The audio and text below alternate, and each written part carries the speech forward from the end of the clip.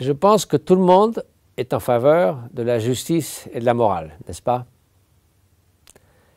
Tout le monde est d'accord avec cette idée qu'il est injuste et immoral d'infliger des souffrances non nécessaires à des êtres sensibles.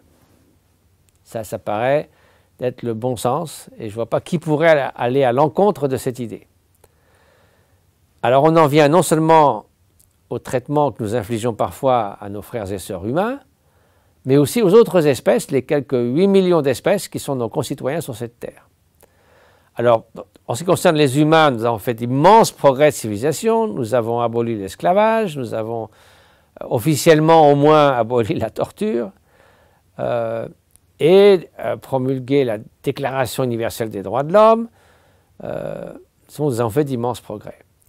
En ce qui concerne les autres espèces, il y a encore un grand fossé de cohérence pour atteindre une cohérence éthique.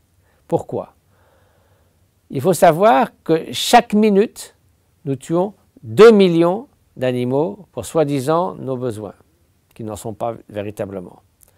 Ça fait 120 millions par heure, et ça fait autant plus de morts chaque semaine que toutes les guerres de l'humanité. Ça fait beaucoup d'animaux et beaucoup de morts. Et tout ça, c'est pas grave.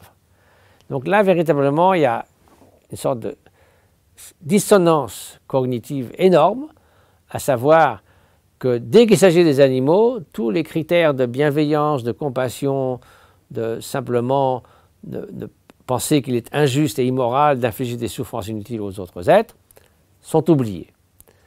Alors, ça s'applique à la façon dont nous nourrissons. Nous n'avons absolument pas besoin de nous nourrir de la souffrance et de la mort des autres.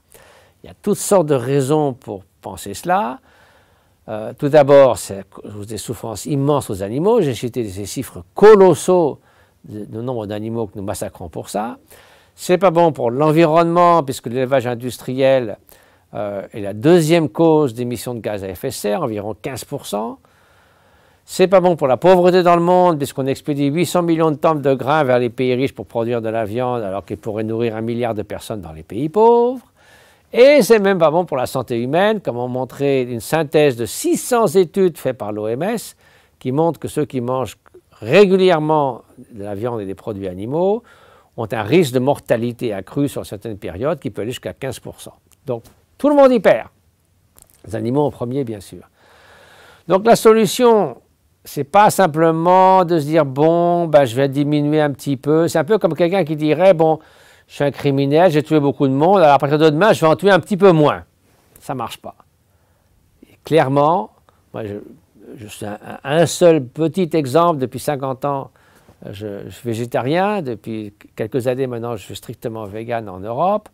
Je me porte admirablement bien.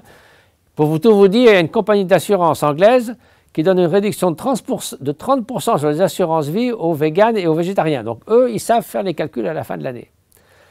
Donc en gros, ça me semble être une nécessité morale pour simplement respecter la justice. Et donc, il n'y a pas d'excuse autre que de détourner le regard, que notre compassion s'arrête au bord de notre assiette. Et en fait, la vie d'un cochon vivant vaut mieux qu'un morceau de lard, et beaucoup plus.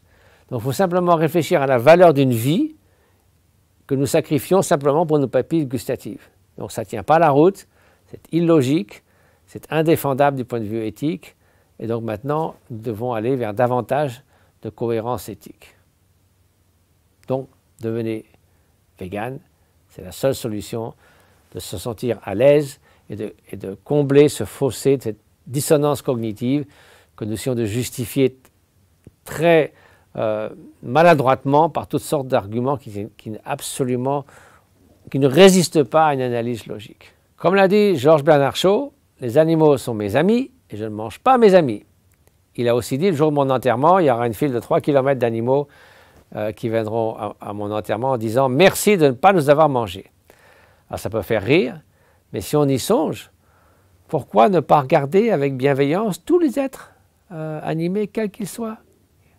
Aucun d'entre eux ne souhaite souffrir, tous souhaitent vivre leur vie jusqu'au bout. C'est la composante l'aspiration la plus fondamentale de tous les êtres qui savent faire la distinction entre le bien-être et la souffrance. Donc il faut aimer les animaux, ce n'est pas aimer moins les hommes, c'est aimer mieux à la fois les hommes et les animaux, c'est-à-dire tous les êtres animés.